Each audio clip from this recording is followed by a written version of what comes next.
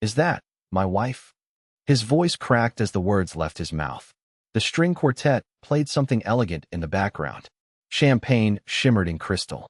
Laughter echoed from the dance floor. But the color drained from his face like someone had turned off the lights behind his eyes. He wasn't looking at the mayor's speech, or the chandelier, or the hand-rolled truffle bar. He was looking at us. Me, in a black tux, and her, in that backless emerald dress that turned more heads than the arrival of the senator's wife. We were seated at table 17. His table, just 4 chairs away. Her hand rested on mine. We didn't speak. We didn't need to. She was wearing the necklace he'd bought her last Christmas. I knew because I found the receipt in my wife's purse when she accidentally left it in my car. He rose halfway from his seat, then froze. His fingers trembled. His eyes darted between us and his wife, the one he thought was out of town for a spa retreat. There was no retreat. There was just us, and a shared war. He hadn't noticed her at first when we entered the ballroom. Most people didn't expect Vengeance to be beautiful, poised, and smiling like she owned the room. But when I gently pulled her chair out, when she leaned in and whispered something only I could hear, that's when the illusion shattered. He saw it all. The lipstick shade he knew too well. The look of someone who knew everything. The small, deliberate flick of her hand brushing her hair back. A signal, not to me, but to him. And for one glorious second, Carter Sims, the man who had taken so much from me, looked like he'd been stabbed with silence. He didn't know yet that we weren't there for dinner. We were there for the finale. I didn't expect her to show up. Not when I sent the message. Not when I waited outside the cafe like some fool in a trench coat. Not even when the storm clouds cracked open like the sky itself had something to say about betrayal. I stood there anyway, umbrella in hand, watching people rush by, soaked, unaware, happy, unlike me, unlike us. I had found her name 2 weeks earlier. Her full name, actually, Marissa Claire Sims, written in a brittle cursive on a donation thank you card Jess had stuffed in her glove compartment. The same card Carter had clearly forgotten about, despite it coming from the same gala we'd all attended the year before. I took a photo of it. Then I did what any broken man with a Wi-Fi connection and too much time would do. I searched everything. And that's how I found her. Quiet digital footprint. Facebook set to private. No kids. Real estate license expired. She worked as a freelance interior designer now. A few tagged photos on old friends' pages. Smiling. Glowing. No clue what her husband was doing with mine. I messaged her from a burner account. I didn't want it to come from me. Not yet. I only wrote one sentence. If you want to know the truth about Carter and Jessica Langley, meet me at the corner of Pine and Harbor, Thursday at 5. That was it. No explanation. No threats. No accusations.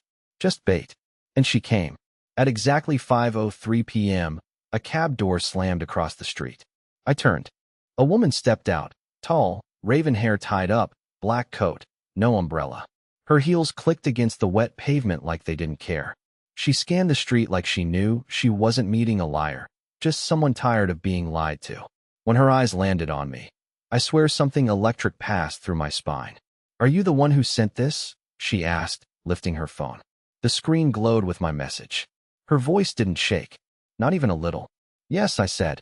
"I'm Blake, Jessica Langley's husband." Her expression didn't change. Not at first.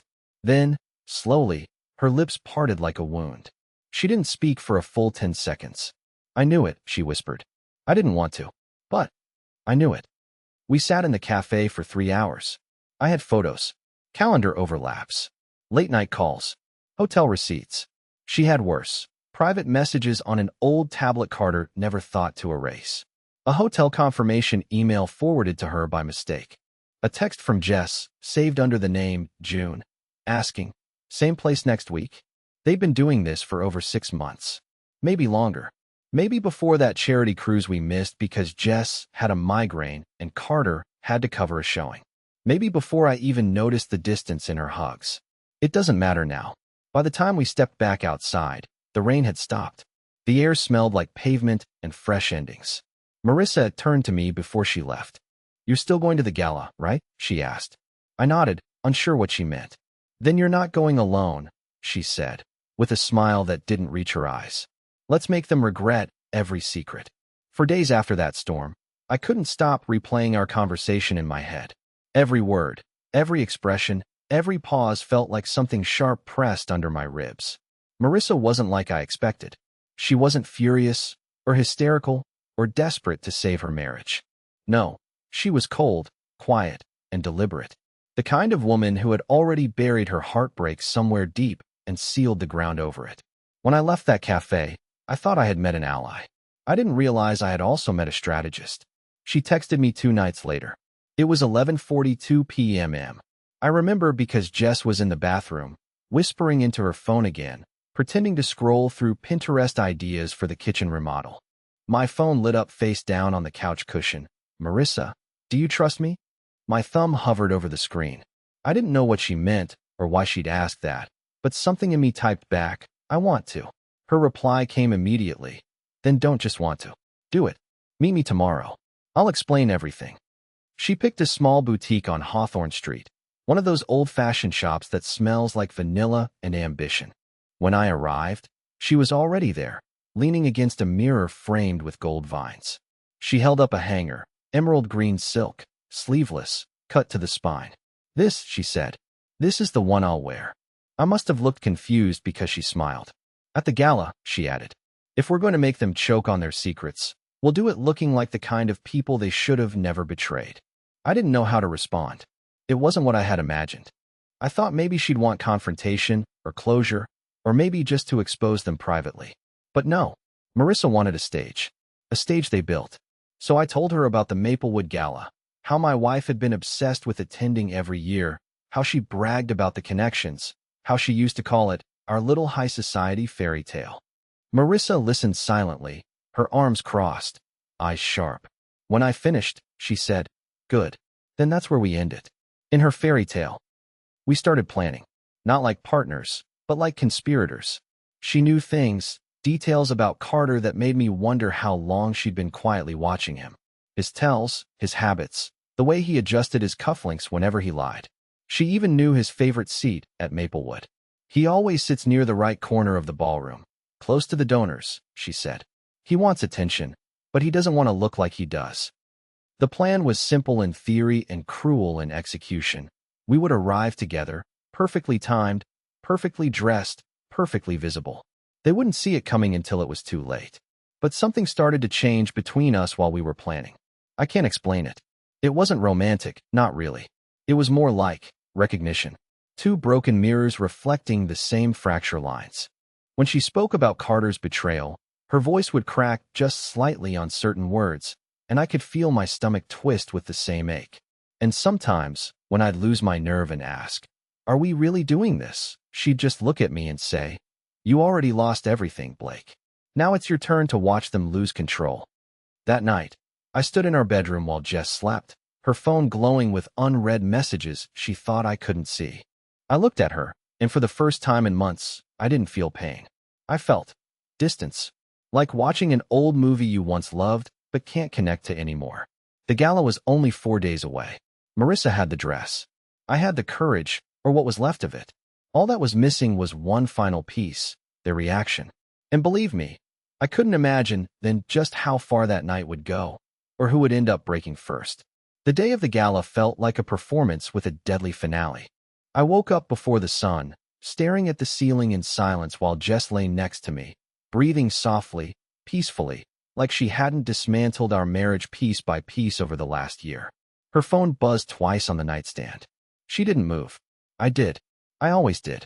The first message preview was from someone named CS. No emoji. No first name. No details. Just, "Still on for tonight." I didn't need confirmation anymore. There it was. Not denial, not gaslighting, not paranoia.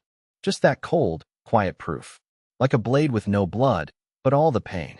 I put my phone down and walked to the kitchen, feeling numb. But under the numbness was something else building, a kind of fire that didn't burn hot, but slow and focused. It was the same feeling I imagined a sniper must feel just before pulling the trigger. No shaking, no second thoughts.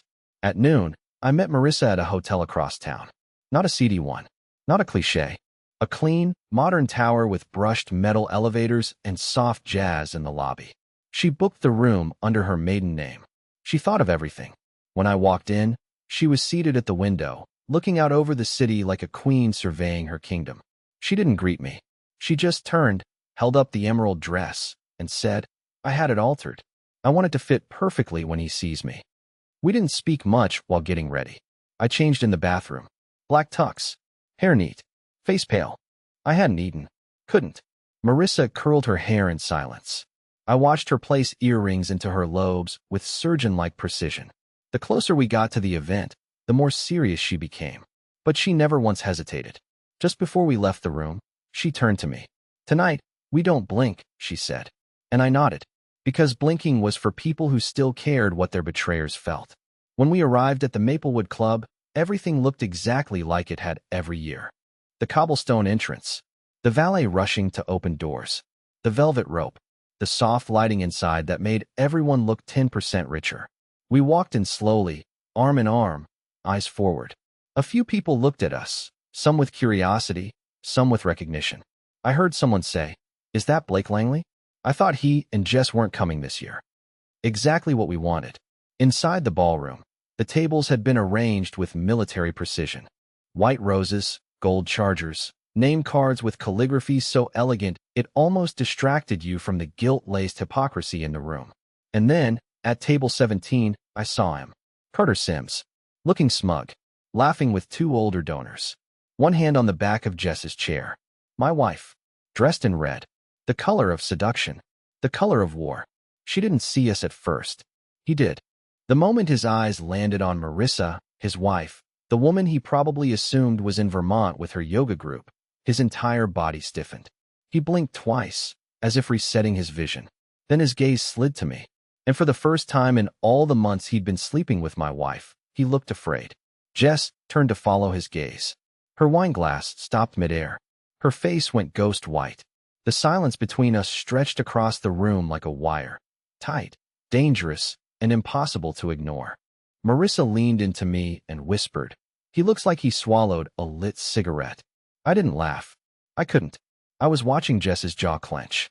She reached for Carter's hand under the table, and he flinched. We didn't wave. We didn't nod. We walked slowly to table 9, 2 rows away, but close enough for every moment to feel like surveillance. I couldn't taste the food. Couldn't remember what I drank. Every nerve was tuned to them. Their whispers. Their glances. The panicked way Jess kept trying to pretend everything was fine. The tremor in Carter's hand when he lifted his fork. And then, as if choreographed by the universe itself, the event host tapped her mic. "Ladies and gentlemen," she smiled. "Before we begin the silent auction, let's welcome back 2 of our favorite gala attendees, Jessica Langley and her husband, Blake Langley." There it was. The full name. Said out loud. Everyone clapped. Even Carter. I stood up slowly, took Marissa's hand, kissed her knuckles, and watched Jess freeze in place as her lover realized he'd been outplayed. You never forget the exact second someone realizes they've lost control. That's the face Carter made when my name was announced alongside my wife's. A mix of disbelief, panic, and the slow, creeping dread of consequence. Jess didn't look at me. She stared down at her plate like it had secrets to hide. But I watched her throat tighten, her fingers twitch, her hand reach for Carter's under the table. And when he didn't reach back, she froze. The applause faded. The auction began. But I wasn't listening. I was watching them watch us. And I could tell they were unraveling fast. Marissa and I never broke character. We laughed. We whispered. We leaned in like we had history. Maybe we didn't. But tonight, we had purpose. And that was better. Halfway through the night, the event host called for a pause in the bidding and invited everyone to raise a glass for the partners who've given so much to this community. People stood. Champagne flutes lifted. And as if guided by fate, Carter and Jess were asked to join the small group making toasts near the piano. They had no choice. This was Jess's scene. Her public playground. Backing out now would only draw more attention. So they went. Stiff smiles. Eyes twitching. I felt Marissa's hand graze my wrist beneath the table. A silent signal. Wait for it. The host smiled, then passed the mic to Jess. Jessica Langley, one of our longest-standing donors and an absolute force of grace. Say a few words. Jess hesitated for half a breath, then took the mic. She launched into her speech like she'd practiced it in a mirror, poised, composed, voice steady. She spoke about giving back, about integrity, about how love and partnership are the backbone of every good cause. And right there, with all eyes on her, Marissa stood up. No warning. She walked toward the piano, heels echoing like a metronome counting down a bomb. Jess faltered. Carter's jaw locked. Marissa didn't take the mic. She didn't need to. She simply walked behind Jess and whispered something directly into her ear. Whatever it was, it shattered Jess. Her eyes widened. Her grip on the mic slipped. Her next word came out garbled. A few people chuckled, thinking it was nerves. But I knew better. I saw her shoulders collapse just a little. I saw Carter's lips go pale. I saw the truth hit her all at once. This was not a coincidence. This was war. Marissa turned back, walked past Carter without a glance, and returned to her seat beside me. What did you say to her? I whispered, still stunned. She sipped her champagne. I told her that Carter was supposed to meet me at a motel last night. Same room, same time, just like before. I stared at her, stunned.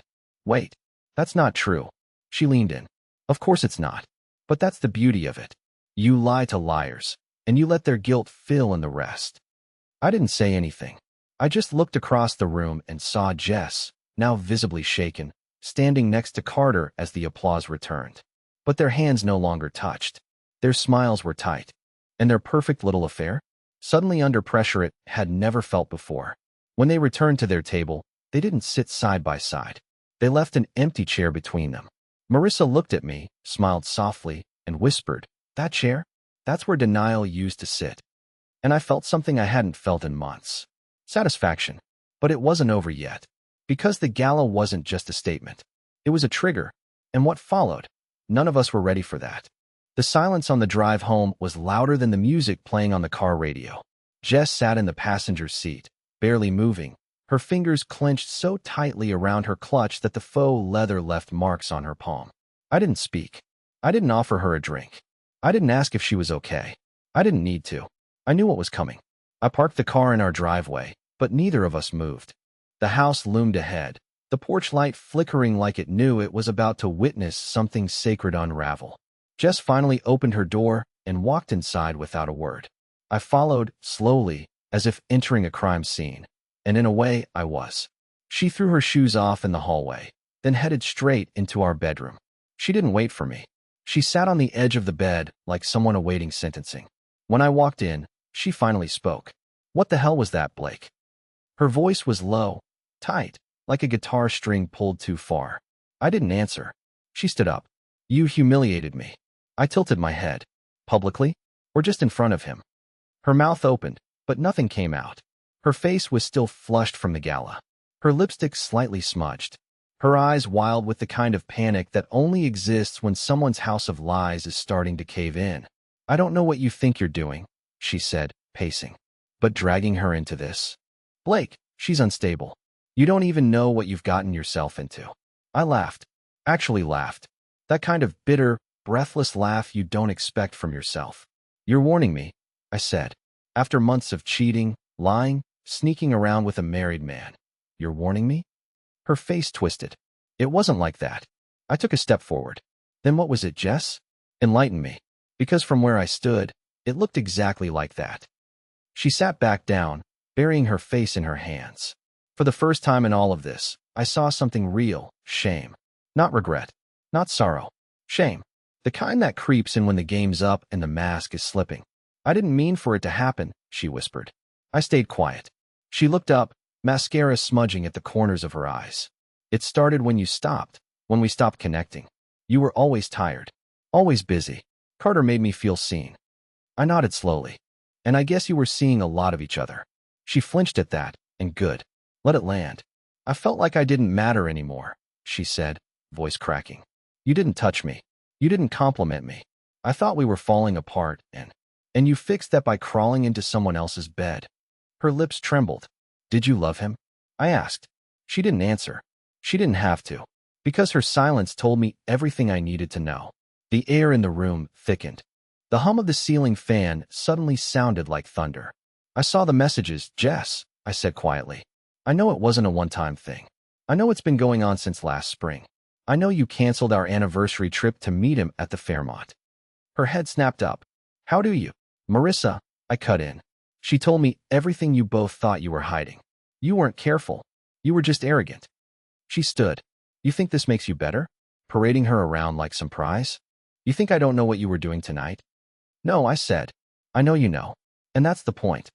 She stared at me, speechless. And I'm not done yet. Her face twisted with confusion. Wait, she said. What do you mean you're not done? But I didn't answer. I walked out of the bedroom, leaving her behind in the wreckage of her own making. Because the truth was, I had one last move left. And it wasn't just going to shake her world. It was going to break his. I didn't sleep that night. Jess did, somehow. She cried into her pillow for a while, murmured half-hearted apologies she thought I couldn't hear, then drifted off like the world wasn't collapsing around her. I stood by the window, arms crossed, watching our garden sway in the wind. There used to be a fire pit out there where we'd roast marshmallows and talk about adopting a dog. Now it just looked like a grave. I wasn't done. Not with her. Not with him.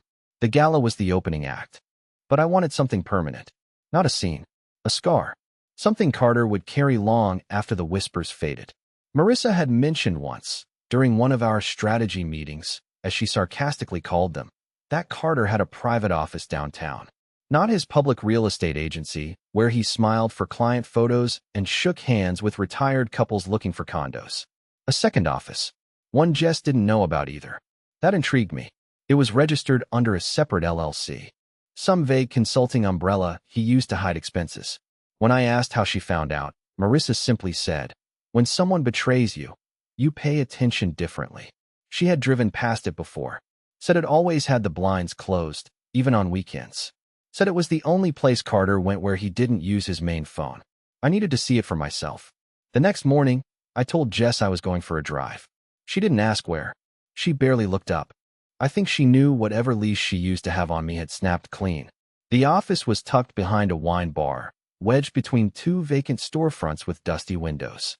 No signage, just a keypad and a black door. I watched from my car for half an hour before anyone arrived. Carter pulled up in a gray BMW, the same one Jess once complimented after a dinner party, said it looked like power in motion. He didn't see me. I waited until he was inside, then followed him in 20 minutes later. Marissa had convinced the building manager to forget to relock the downstairs service entrance for an envelope full of cash and no questions. Like I said, strategist. I crept through the back stairwell, heart pounding, palms sweating. I didn't know what I was hoping to find. Some confirmation, some crack in the mask. What I found was so much worse. His office looked like something out of a noir film. Dark leather, chrome finishes, whiskey on the desk, no personal photos. Just one digital photo frame rotating pictures. None of them with Marissa. None. Just Jess. Her laughing at some beach. Her holding a glass of wine. Her sitting in my kitchen in a robe that used to be mine. But that wasn't the worst part. No, that was in the bottom drawer of the cabinet near the window. It wasn't locked. He never expected someone like me would get this far. Inside, I found a folder. Real paper. Not digital. Not encrypted. Bank statements. Hotel receipts. 2 plane tickets to Bali. And a contract. It was a rental agreement. A furnished apartment in San Diego. Lease signed under Carter's name. And Jessica Langley. My wife. Their new address. Their fresh start. They were planning to leave. Quietly. Secretly. She hadn't told me because she was waiting for him to pull the trigger. Probably wanted me to discover the divorce papers the day she vanished. I stared at the signatures for what felt like forever. Hers was so neat. So confident. Like she wasn't torching the life we built without hesitation. I took pictures of everything. All of it. And as I was backing away, I noticed something else in the drawer. A burner phone. I turned it on. Hundreds of messages. But not just from Jess. From other women. At least 4. I stood there, suddenly breathless. The man who made Jess feel seen. The one she risked everything for. He wasn't just a liar. He was habitual. He didn't love her. She was just his latest trophy. And she had no idea. That's when the idea came to me. One I hadn't considered until that moment. I wasn't going to confront Carter. I was going to give Jess every piece of the truth in the most brutal, undeniable way. And I knew exactly how. It took me 2 days to put everything together. Not because it was complicated. It was all there, right in front of me. But because I wanted it to land with precision. Not rage. Not chaos. Just truth. Unfiltered, undeniable, and final. I printed every screenshot. Every flight confirmation. Every suggestive message Carter had sent to those other women. One even said, "Don't worry, she thinks I'm exclusive." The timestamp was a week before the gala. I slipped the documents into a plain manila envelope.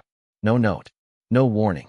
Then I waited for Jess to leave for yoga, whatever it really was. Once the car pulled out of the driveway, I walked into our bedroom, placed the envelope on her pillow, and left the house.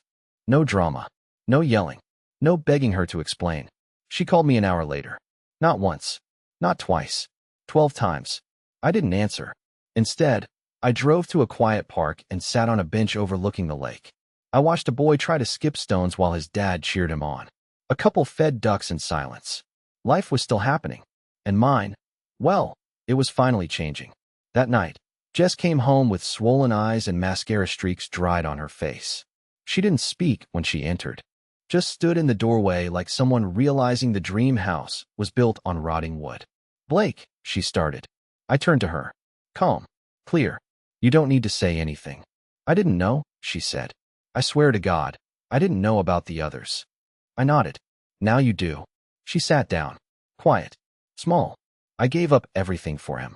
"You gave up me for him," I corrected. "And now he's shown you who he really is." We didn't fight that night. There was no point. There was just silence. And eventually, there was truth. She confessed to everything. Not just the affair, but the plan. She admitted she had been waiting for Carter to finalize a new listing so they could start over somewhere sunny. A place without me. She looked wrecked. But strangely, I didn't. I felt something I hadn't felt in over a year. Free. In the following weeks, we started the divorce paperwork. Peacefully. No lawyers tearing each other apart. She stayed with a friend. I kept the house. Marissa and I met for coffee once. We didn't talk about Jess or Carter. We just talked. Two people who had survived the same storm. She was moving to Oregon to be near her sister. Starting over. I wished her well.